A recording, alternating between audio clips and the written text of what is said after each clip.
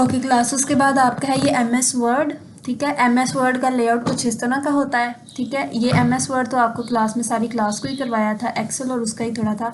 ये यहाँ पे उसी तरह से जो है ना टेक्स्ट के स्टाइल्स हैं।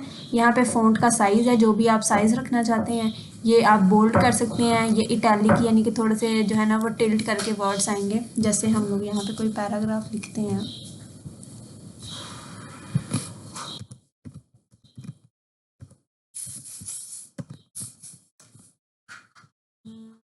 इसी पैराग्राफ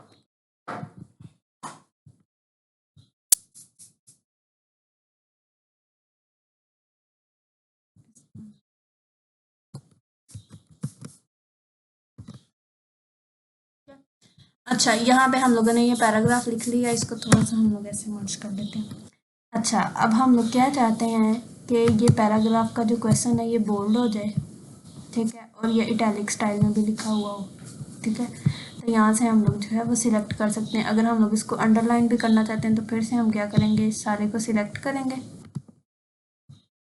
और इसके ऊपर अंडरलाइन लिख देंगे। और फिर लाइंस के भी स्टाइल्स हैं कि कौन सी लाइन हम लोग अंडरलाइन करना चाहते हैं। तो लेट्स से हम ये फर्स्ट वाली कर लेते हैं।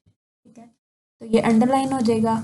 उसके बाद ये क्या होगा, इससे टेक्स्ट के दरमियान में लाइन आएगी। ठीक है, बिल्कुल सेंटर में, मतलब इन जो ये जो टेक्स्ट लिखे हुए हैं, अल्फ़ाबेट्स लिखे हुए हैं, इनके बिल्कुल सेंटर में लाइन आएगी।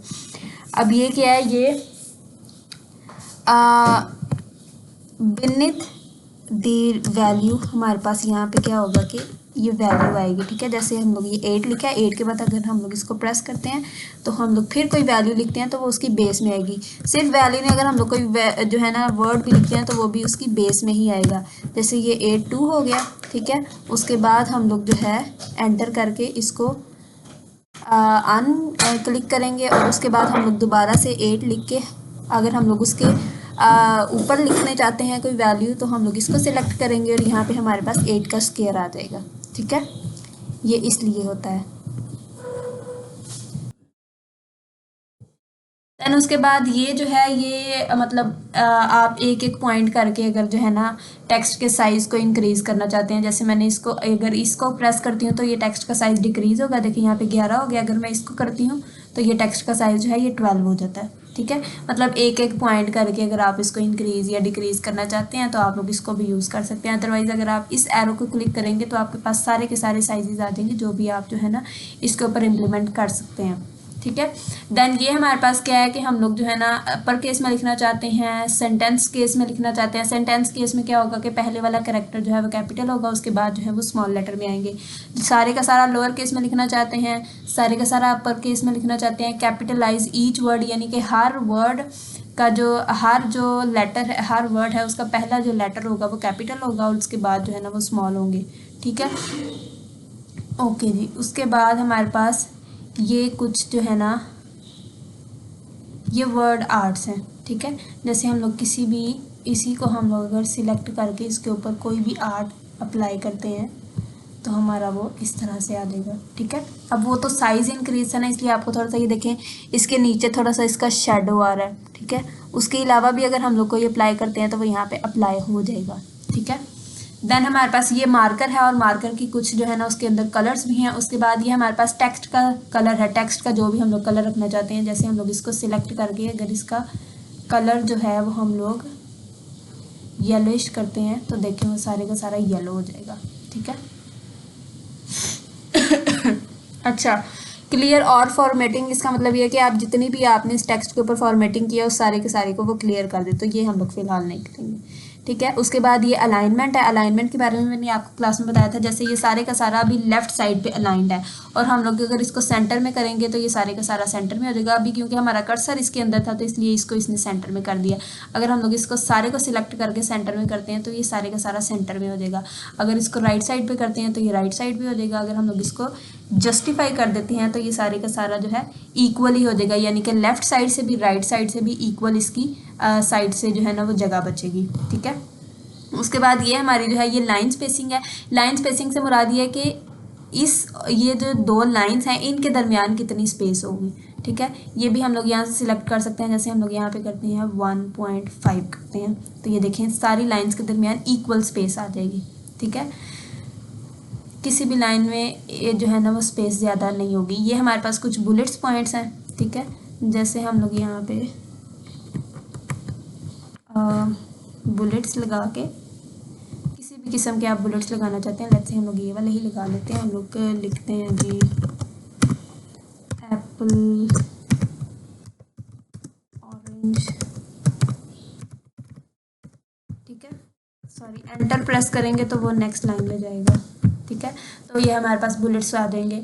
अगर हम लोग इन बुलेट्स को चेंज करना चाहते हैं तो हम लोग दोबारा से इसको सिलेक्ट करके इसके अंदर जाएंगे और जो से बुलेट्स आप अप्लाई करना चाहते हैं आप उनको अप्लाई कर सकते हैं, ठीक है। अच्छा जी, उसके बाद ये हमारे पास नंबर्स हैं कि हम लोग इन बुलेट्स की जगह हम लोग जो है नंबर्स अप्लाई करना चाहते हैं, तो उसके लिए हम लोग यहाँ से जो भी हम लोग सिलेक्ट करेंगे वो हमारे पास नंबर आ जाएंगे, ठीक है।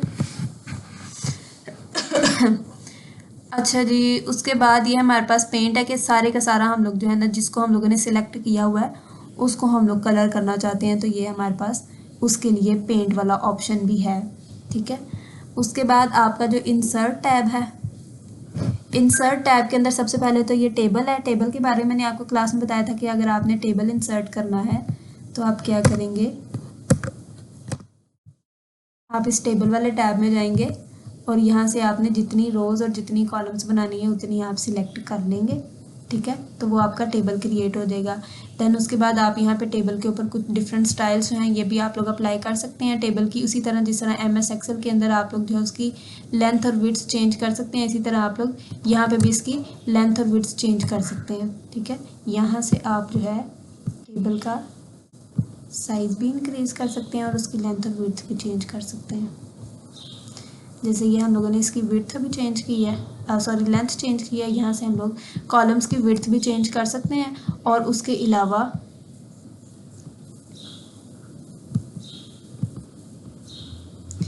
इसको क्लिक करने से हम लोग टेबल का साइज़ इंक्रीज़ कर सकते हैं, ठीक है। ये जो हमारे पास यहाँ पे ब्लॉक बना हुआ है इसको क्लिक करने से हम लोग टेबल का साइज़ भी इंक्रीज़ कर सकते हैं। ओके जी, ठीक है। फिर आप इसके अंदर जो है ना कोई भी वैल्यू अगर लिखना चाहते हैं उसके ऊपर भी आप कोई जो है ना वो इम्प्लीमेंट करना चाहते हैं, जैसे इसको सेंटर में लिखना है तो हम लोग इसकी अलाइनमेंट सेंटर कर देंगे, ठीक है। या पूरे के पूरे टेबल को सिलेक्ट करके अलाइनमेंट जो है वो सेंटर कर देंगे, क्योंकि तो जो भी वैल्यू हम लोग एंटर करेंगे वो खुद ब खुद जो है वो सेंटर में होती जाएगी।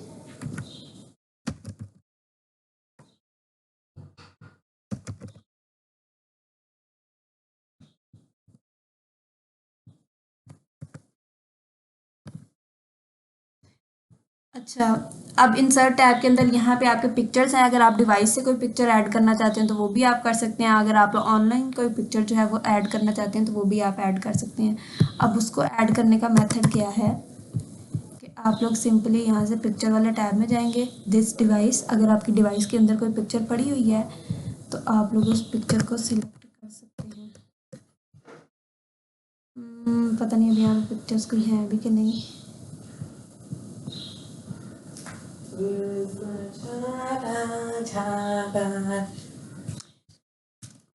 पिक्चर्स अब यहाँ पे नहीं है तो आप सिंपली क्या करेंगे कि आप जो है ना जो भी आपने पिक्चर ऐड करनी है उस फोल्डर में जाएंगे, उस पिक्चर को सिलेक्ट करेंगे। सिलेक्ट करने के बाद आप लोग यहाँ पे इंसर्ट का बटन ऐड करेंगे, इंसर्ट को क्लिक करेंगे, आपकी पिक्चर यहाँ पे ऐड हो जाएगी, ठीक है। पिक्चर का साइज़ भी आप उसी तरह से इंक्रीज और डिक्रीज कर सकते हैं, ठीक है। और यहाँ पे मैंने आपको CV के लिए ये खासकर बताया था कि अगर आप जो है ना CV के अंदर राउंड या जो है ना जिस भी फॉर्म में आप जो है ना कुछ ऐड करना चाहते हैं तो शेप फिल में आप जाएंगे और यहाँ से आप पिक्चर के टैब में जाएंगे और फ्रॉम द फाइल, क्योंकि आपने अपनी डिवाइस से अपनी जो है ना उसके अंदर जो है ना पिक्चर ऐड करनी है, तो आप यहाँ से ये एक पिक्चर है इसको इंसर्ट करेंगे तो ये आपकी उसके अंदर पिक्चर फिट आ जाएगी, ठीक है।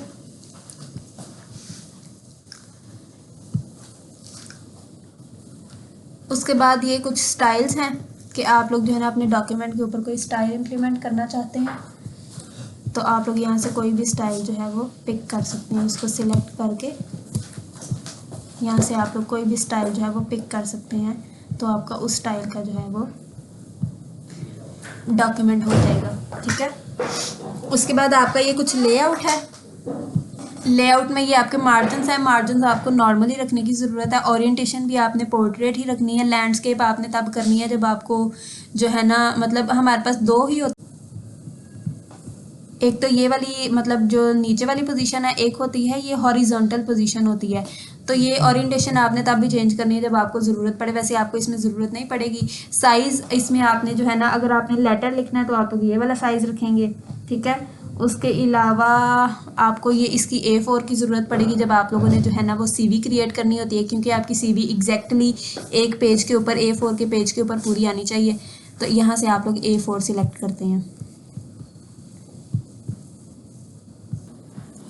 उसके बाद आपका ये जो रिव्यू वाला है, इसके अंदर आपके कुछ ये जो है ना कुछ आपके यहाँ पे फीचर्स हैं। एक तो ये है थीजियर, ये आपके पास होता है ताकि आप अगर कोई स्पेलिंग मिस्टेक करते हैं तो उसको आप चेक कर सकते हैं। जैसे मैं यहाँ पे लिखती हूँ, ठीक है, तो मैं इसको सिलेक्ट करके इसके ऊपर ये वाला अप्लाई करूँ।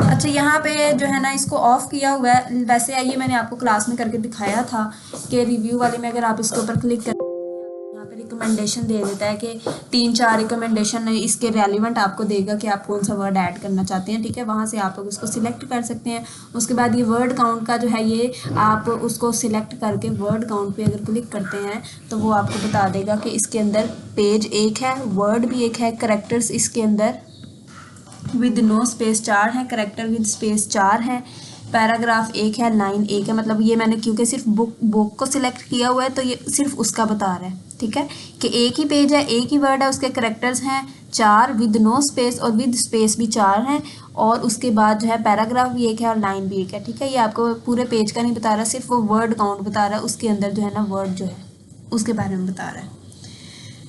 ओके जी, उसके अलावा यहाँ पे आप का बस ठीक है, इतना ही।